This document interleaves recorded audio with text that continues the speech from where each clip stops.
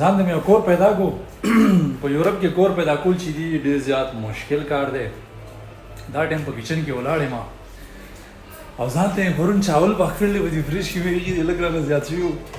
تاسو ته هم په زندګۍ کې مې په ړومبي ځل باندې پخلی کړی دی، هغه مې هم ټول سوي دي. اورئ که خورئ که راځئ.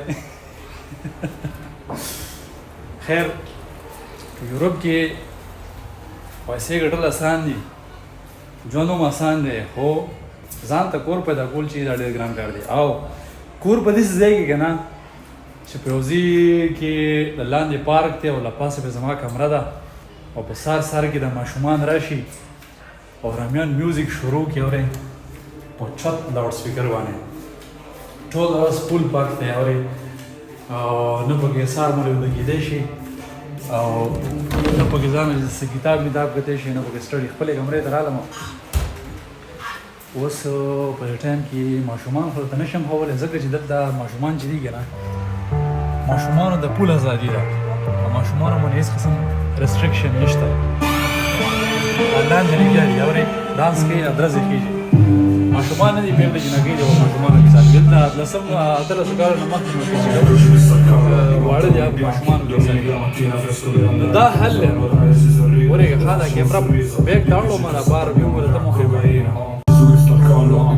دا د بار ویو ده او دا رامیان په دې بازي ټایم کې دا میوزیک دومره تیز کېږي نه داسې منظره سړی خراب. راځئ اوس تر دې بلې غاړې د دا ویو ښیم. دې غاړې دا ویو چې دا هم ډېره زیات مزداره ده، ګیر چاپېره ډېر مزدار ځای دی، بد ځای نه دی، شور پکې ډېر زیات دی. دې طرف ته کړکۍ چې ده هغه لږ ښه ده، شور مور پکې دومره زیات نه وي. اورئ خو زه خیر خبرې مطلب مې دا دی چې دلته ماشومان چې دي که نه هغو ته پورل ازادي ده، میوزیک کوي که ډانس کوي که بار ګرځي هر څه کوي، خو څه دغه پې نه شي کولی، څه ریسټرکشن پې نه شي کولی. او که نه کای پې نو ګورمنټ یې درنه اوچتوي، دا بیا د ګورمنټ به تحویل کوي دلته ماشومان باندې. خو خیر د دوی ماشومان چې دي لږ د هغه غوندې غټ شي خو ښه اخلاقیان یې داسې بد اخلاقه نه.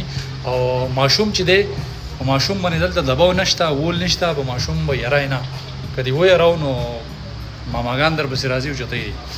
دا وجه ده چې د دوی ماشومان چې دي هغه چې غټ شي نو هغه بیا ساینټسټ وي، ډاکټران وي، سرجنان وي، په لوی لوی مازغې ورسره په لوی لوی عهدو باندې او دنیا ته یو نوی دغه ورکړي.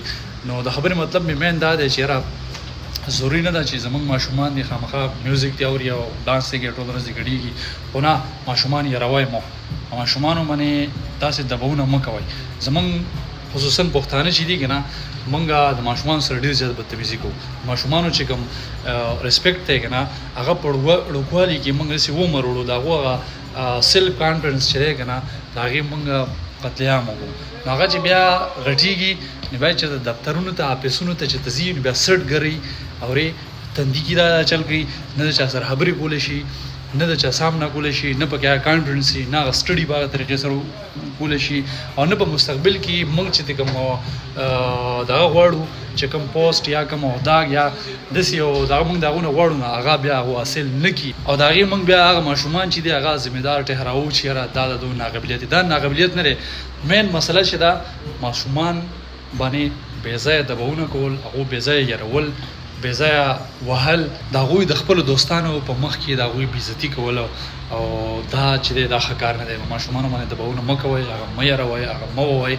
خیر دی که یو داسې غلط کار یې په هغې باندې دا داسې نه ده چې یاره ماشوم تاونه یا هغه ته ونه کارېدی دا هغه پیرغون شي، هېڅوک هم نه پیرغون کېږي، هغې خپل طریقه ده. دلته چې دی تاسو ویډیوګانې ګورئ انګریزان چې دی خپل ماشوم چې دی هغه ډېر په یو ټکنیکل طریقې سره پوهېږي، ډېر په یو نایس طریقې سره.